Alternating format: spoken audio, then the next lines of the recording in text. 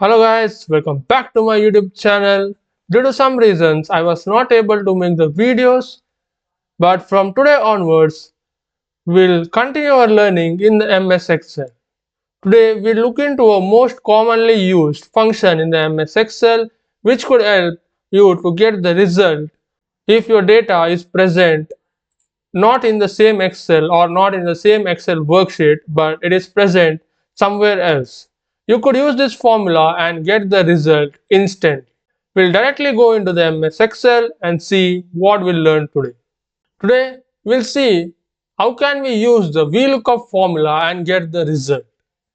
The VLookup formula is very useful and you should watch the video till the very end to understand how can this formula be helpful to you.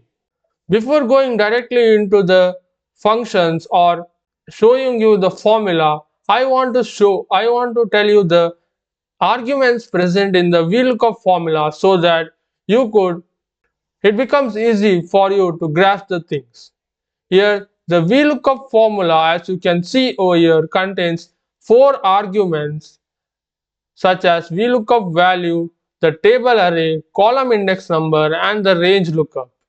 Here the one present in the bracket is optional and it's not mandatory for you to enter the value. But these three values are mandatory for you to enter. Here the lookup value means the value which you are looking up. The table array, that the second argument, it means that the table or the set of data from where you want to extract the values. Column index number is nothing but the index number of the values which is present in the table array. Suppose now over here I make A, B, C, D and here I type amount as 50, 10, 40, 30. Now suppose I will select this array over here. Now this is my table array and the column index number means the column from where you want to extract the values. Over here, assume that I want to extract the amount over here that is present in my second column in my selected table. So the column index number over here becomes 2. So you want to give an example over here. Suppose I want to look up the value for A. Now assume that these four values are not present in this MS Excel worksheet, but it is present in any other MS Excel worksheet or workbook.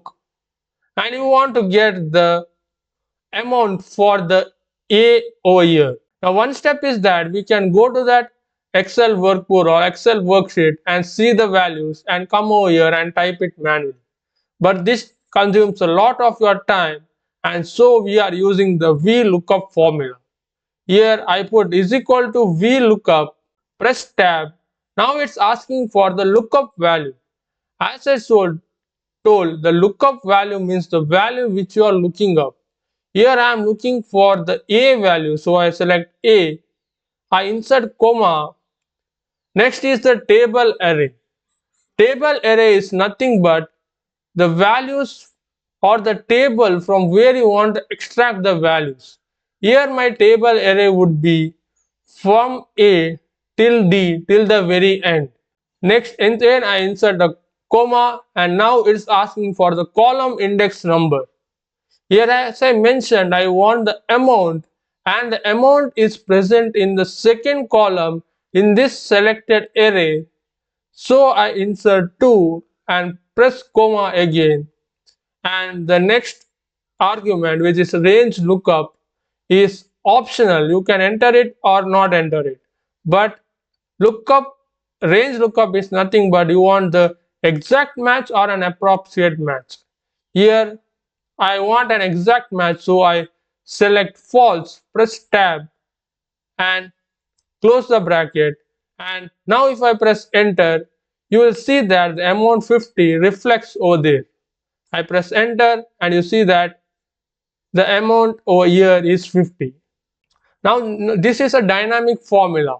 Suppose I change the value from over here as C, and now if I press enter, the amount also changes in the next column. I press enter and you see that the amount over here gets changed to 40. Now again, if you want, come over here, change the alphabet to B and you see that the amount also gets changed to 10. This is nothing but it is extracting the value based on this data present over here. This was the part 1 of the VLookup and I don't want to stretch this too much. If I stretch it too much, the video becomes too long. So I have divided it into two to three parts, and in the coming video you will see the practical use case scenario of this formula and also some things which you have to remember while using this formula. Make sure to subscribe and hit the bell icon so that you never miss any updates and learnings. I'll see you all in the next video. Till then, keep smiling and have a good day.